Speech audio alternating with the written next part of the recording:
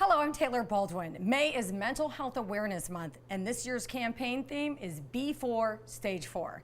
It focuses on how people can address their mental health early rather than at Stage 4 when symptoms are more severe and recovery becomes a longer process. Muffy Walker, chairman of the International Bipolar Foundation, joins us today to talk about that and how they're working to erase the stigma associated with mental illness. Thank you, Muffy, for coming on the show.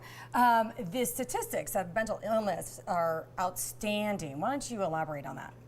We know in the world there are 450 million people diagnosed with a mental illness at some point in their life. That's 1 in 4. So 25% of the world has a mental illness. That's pretty incredible. I don't think people realize that. No, they don't. In San Diego alone, we could fill Petco Park 10 times over with those who live here with a mental illness. In San Diego alone, in San and Diego. the county, that's a whole lot of people there. It is. It's more than 3 times all of the diabetes and 10 times all of those diagnosed with cancer. Incredible. And one of the things about this whole mental illness awareness month is that not only are trying to help people who suffer from mental illness and their family members, but also to erase the stigma, right? Yes. And to get people to be more compassionate, that this is a disease, it's not a choice. Talk about that. Mental illnesses are diseases of the brain, just like a disease of any other organ in the body. And as you said, it's not a choice. It's not a lack of will or a weakness. It's not due to poor parenting. It's an illness. And we are working very hard to erase the stigma because we know the stigma is one of the biggest obstacles to treatment-seeking behavior. And what are you doing, your foundation, to help erase the stigmas? Part of our mission for the International Bipolar Foundation is to erase the stigma. And throughout the year, of course, we have a variety of activities and programs and campaigns going on. But specifically to May Mental Health Awareness Month, we have a middle and high school essay contest where students around the world are writing an essay of what stigma will be in the year 2020. We'll be announcing the winners of that in the middle of the month.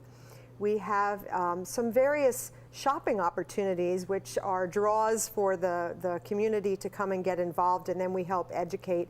We have a shopping opportunity at Flower Hill Promenade in Del Mar that just started today. You buy a shopping card and we give you a 20% off discount card, and we'll educate you about mental illness in the meantime. Our biggest fundraiser is next Saturday, May 9th, at Estancia Hotel. It's called Behind the Mask, Changing the Game of Stigma. And of course, Behind the Mask is addressing the issue of stigma.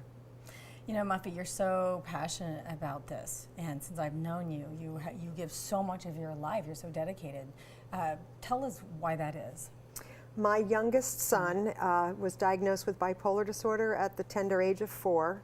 He's now 21.